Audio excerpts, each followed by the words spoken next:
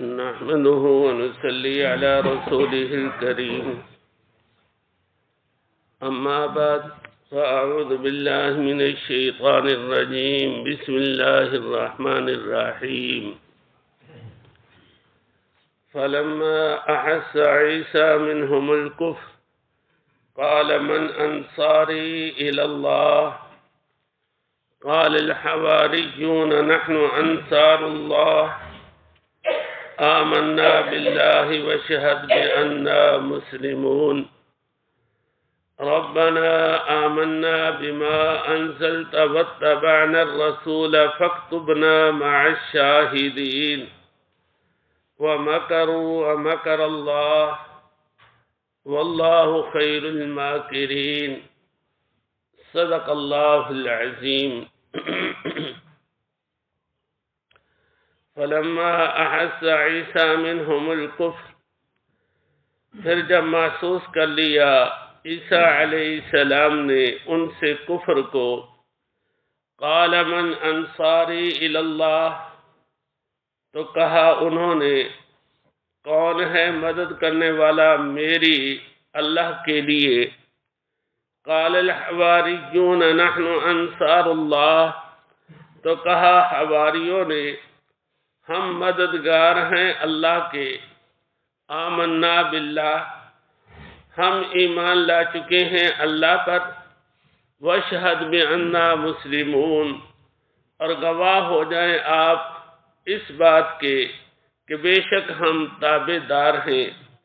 ربنا آمنا بما انزلتا، اے رب ہمارے ایمان لائے ہم اس کتاب پر جو اتاری ہے تو نے، واتبعنا الرسول، اور پیروی کی ہے ہم نے رسول کی، فاکتبنا مع الشاہدین، بس لکھ لے تو ہمیں حق کی گواہی دینے والوں کے ساتھ۔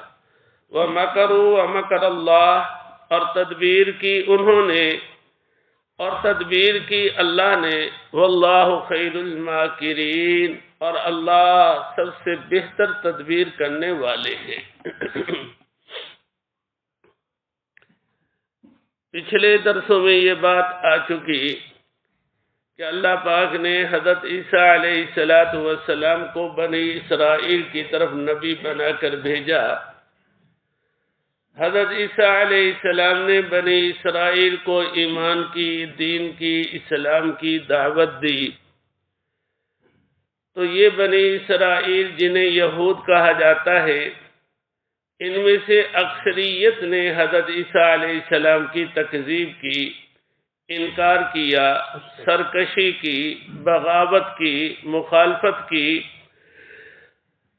یہاں تک کہ ایک وقت آیا کہ حضرت عیسیٰ علیہ السلام کو شہید کرنے کے درپے ہو گئے۔ تو ایسے موقع پہ حضرت عیسیٰ علیہ السلام نے اپنے لوگوں سے فرمایا من انصاری الی اللہ، کون ہے میری مدد کرنے والا اللہ کے لیے؟ ما تحت الاسباب، کسی سے مدد مانگنا یہ بھی جائز، اور مدد کرنا اگر آدمی کر سکتا ہو تو کرنا ضروری۔ قال الحواریون نحن انصار اللہ، تو حواریوں نے کہا کہ ہم اللہ کے مددگار ہیں، یعنی ہم اللہ کے لیے مدد کرنے کے لیے تیار ہیں۔ حواری یہ حضرت عیسیٰ علیہ السلام کے خاص مخلص دوست تھے، تو انہیں حواری کیوں کہا جاتا ہے اس کی مختلف وجوہ بتائی گئی ہیں۔ ایک تو حواری اس آدمی کو کہا جاتا ہے جو مخلص ہو، تو چونکہ یہ اخلاص کے ساتھ حضرت عیسیٰ علیہ السلام کے وفادار تھے، تابع دار تھے، فرما بردار تھے، خدمت گزار تھے، اس لیے انہیں حواری کہا گیا۔ دوسرا، سفید پوش کو بھی حواری کہا جاتا ہے، تو یہ سفید لباس پہننا پسند کرتے تھے، اس لیے انہیں حواری کہا گیا۔ تیسرے نمبر پر دھوبیوں کو بھی حواری کہا جاتا ہے، تو ان کا پیشہ یہ تھا، اس لیے انہیں حواری کہا گیا۔ اللہ ہی بہتر جانتے ہیں۔ بہرحال انہوں نے حضرت عیسیٰ علیہ السلام کو جواب دیا، نحن انصار اللہ، ہم اللہ کے لیے مدد کرنے والے ہیں۔ آمنا باللہ، ہم اللہ پہ ایمان لا چکے ہیں۔ اس کا مطلب یہ ہے کہ ہم ایمان لا چکے ہیں، اب انشاءاللہ ایمان کے تقاضوں کو پورا کریں گے۔ وَاشْهَدْ بِأَنَّا مُسْلِمُونَ، اس کے دو مطلب بیان کیے گئے۔ ایک یہ کہ انہوں نے اللہ پاک سے درخواست کی کہ تو گواہ ہو جا اس بات کا کہ ہم مسلمان ہیں، ہم تابع دار ہیں، ہم فرما بردار ہیں۔ دوسرا یہ احتمال ہے کہ یہ حضرت عیسیٰ علیہ السلام سے کہا کہ آپ گواہ ہو جائیں اس بات کے کہ ہم مسلمان ہیں، ہم تابع دار ہیں، ہم فرما بردار ہیں۔ آگے پھر اللہ پاک سے درخواست، ربنا آمنا بما انزلت، اے رب ہمارے، ہم ایمان لا چکے ہیں اس کتاب پر جو تو نے اتاری ہے، واتبعنا الرسول، اور ہم نے رسول کی یعنی عیسیٰ علیہ السلام کی پیروی کی ہے، فاکتبنا مع الشاہدین، تو ہمیں لکھ لے حق کی گواہی دینے والوں کے ساتھ۔ اس کے بعد اللہ پاک فرماتے ہیں وَمَكَرُوا مَكَرَ اللَّهِ، انہوں نے تدبیر کی اور اللہ نے بھی تدبیر کی۔ لفظ مکر کا استعمال ہوا ہے، ایک یہ لفظ اردو میں یا پنجابی میں استعمال ہوتا ہے مکر، جس کا معنی دھوکہ فریب کے ہیں، اور عربی میں یہ معنی نہیں ہے۔ عربی میں اس کا معنی ہے خفیہ تدبیر، پوشیدہ تدبیر۔ تو قرآن کریم عربی میں نازل ہوا ہے، اس کا معنی تدبیر کے ہیں کہ یہود نے بھی تدبیر کی، اللہ پاک نے بھی تدبیر کی۔ یہود نے کیا تدبیر کی کہ حضرت عیسیٰ علیہ السلام کے خلاف ایک پروپیگنڈا کیا کہ یہ قوم کے اندر اختلاف پیدا کر رہے ہیں، فساد پیدا کر رہے ہیں، بگاڑ پیدا کر رہے ہیں، ہمارا جو اصل دین ہے اس کے اندر دخل اندازی کر رہے ہیں، لہذا انہیں سزا ہونا چاہیے۔